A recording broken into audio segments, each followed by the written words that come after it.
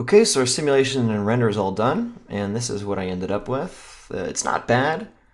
Um, it's kind of boring, honestly. That's partially the maybe the camera angle. It's not really interacting with anything in the scene. No real collision, so maybe we'll make it collide against a fake ground. Also, everything kind of just poofs out at the same time, just as one big puff is, and it all kind of comes to a halt at the same way. So let's just make some tweaks before we're done with this lesson for today. And also, I just wanted to note stuff like this where it's very lumpy, and then it also is actually really kind of stringy along leading edges. I want to play with that. You can control. I mean, this is coming from the turbulence, or rather the disturbance. You can control how much disturbance is being applied. Right now, it's kind of applying a uniform disturbance anywhere less than the cutoff amount. And what was the cutoff amount? Well, we dive back into our simulation here. This was the cutoff, zero point 0.1, meaning for the threshold field density, as it says here, basically it's going to ignore voxels in the scene that have more density than zero point 0.1. So that's a little bit of control we have right now. But empty voxels have less than zero point 0.1. They have 0. So it's going to apply this velocity change to all this air that maybe we don't even necessarily want to. I think what makes a lot more sense is to only apply, I mean, yes, only apply it to densities that are greater than zero point 0.1, but we really want the amount to be tied to how much speed there is in the first place. Jets that are moving out faster, maybe like this area up here, those jets, I want them to be heavily disturbed, but I want like areas that are slowing down to not be as disturbed. And you'll see how that looks. So this control influence basically says we totally want this kind of modulation, this control to completely affect the overall disturbance amount. And also, I don't even want to animate anything in and out anymore for this. I want this to just be an interesting, like a continual flow of velocity and density. So I'm actually gonna kill all this stuff. And just to remind, this was just all scaling, ramping in and out of the densities and whatnot. And actually, we can take this down considerably. I'm just gonna put down the 5, and you'll see that that's fine. So how do we actually have this velocity affect this? See, I typed the vel in here, but truth be told, this isn't going to work. By default, it wants it to be, this wants to scale. It wants a scalar value, meaning not a vector. And velocity is, of course, a vector. So how much velocity is there? That we usually call that speed. And speed is simply how long the velocity vector is. So you may know that from linear algebra or what have you, but we're going to need to break the node, allow editing of contents. It turns red. So now we can actually dive in and change stuff.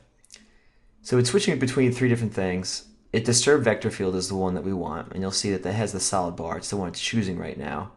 And that's because we told it here, disturbed field is a vector field. So we're going to disturb the velocity based on velocity. So here it is right here actually already, the control field coming in, and this is this whole little network. We don't need to concern ourselves really with any of it, except that normally this would come in with a scalar value, a float, and then it's going to multiply times the amount of disturbance. So now we know that the vector field is going to be the one that comes in from now on. So I'm just going to change it to vector right now, because we already know that that's what it is. And now it's coming in with a vector, but we need that length. We need the length of the velocity to get the speed. So now it's going to use speed to basically go by this ramp. And so actually this would be 0 to 1, meaning if the speed is 0, do not use disturbance at all, which is going to be a lot of these empty voxels. If the speed is 1, or anywhere in between, it'll ramp into that 1, apply the full force of the disturbance. If it's greater than 1, it'll also just be 1. It's just going to go from 0 to 1, ramp in over to 1, and then once it gets to 1, it'll be the whole thing. So again, the end result of this will be the faster the smoke is moving, the more disturbance it will have. But as it slows down, there won't be as much disturbance. And rather than remake those things over here, I'm just going to delete these and just copy pasta this one. Bam, and bam. The only thing that we needed to change here really is the block size. This was 0.1 and this was 0.01. This is what we had come, or 0.3 rather. Cool, and we'll just throw these in here. And I like the, just to make sure that it solves everything the same order as it did before, I'm just going to put them back over here. Great. So we've set up our disturbance. Maybe we can have it evaporate a little faster also. I'm also thinking that maybe we'll zoom out in general. So let's, so we're in our camera one already. We can click the lock here to zoom out. Something like that, maybe. What you can do for the actual thing itself to get a very quick, I'll put this down to 150 so we can simulate faster.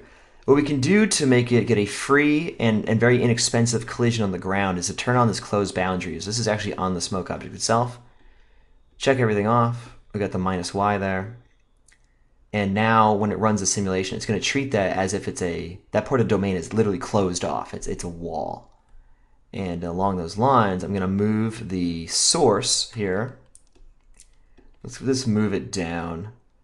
Maybe like, it's a little low, something like that. Cool. Just so it's kind of straddling the bottom. Anything that spawns outside of the simulation will be killed. But otherwise, well, it'll be right nice and near the floor, such that it will collide, obviously. Cool. And now making the actual domain bigger won't make it take any longer to sim in this case, because we've said divide however big it is by 150 along the longest axis. So we're not like we're getting more voxels by making it bigger. It's just the voxels themselves are getting bigger, which basically means that, like a picture with big voxels, it's going to have less resolution, so it won't maybe look quite as good. But I think this will be nice. So what else we got? We got we don't want to add temperature. We can do that later. If we wanted to add temperature, you could just say add here and say the temperature. We don't have a temperature field coming in. We can just remap density to temperature, and then we'd have a buoyancy. We'd have the, heat rises, and as it adds temperature, it'll make it float up. I don't actually want to do that yet because I don't want to add too many new things right here at the end, but know that is an option. So great, and that should do it. Those are really the only changes that I felt like making. You know what? Actually, no. One more change. In the actual source itself, the velocity that we have, it looks like this, and that's fine. But these are actually pretty regular. Like I can detect big features here, and I do want it to move like this chunk of it this way, but I also want more breakup within there. So I'm just going to turn this grain all the way up. It was kind of hard to see it, but as I increase this grain, it's still moving the same direction largely, but it's getting more caustic, more turbulent within those curls. And they'll just give us more detail, which will be nice. And while we're here, actually, we could source twice as much density in, but I'm just going to do it here. So now you can see it's a thicker, you can see that again. I'm going to source twice as much density into the simulation just for fun, because our thing here was looking a little thin here, especially at the end. It was hard to see much of a detail. And that should basically cover it. We have our lights here, of course, still, and they're good. And we come back in here. What did I complain about there at the end? Oh, I must have clicked the parent thing by accident. Cool. And that's about it. So let's see what we got here. I'm just going to run a quick sim just to see that it's going in the direction that I want, and we won't take up too much time in the actual lesson itself to see it. But suffice to say, it will grow. Oh, you know what? Actually, we forgot while we were working here. Whenever you're iterating, we don't want to have all these substeps going. I mean, the substeps are great for, again, overnight work, but we don't have the time to wait for 3 substeps all the time. So let's once again see the play blast, and now we'll see that it's going much faster, of course. Great. And we can see the domain expanding as we would expect. And there it goes. I'm going to pause it now, just so I can run a whole simulation, and then we'll come back to see the whole thing.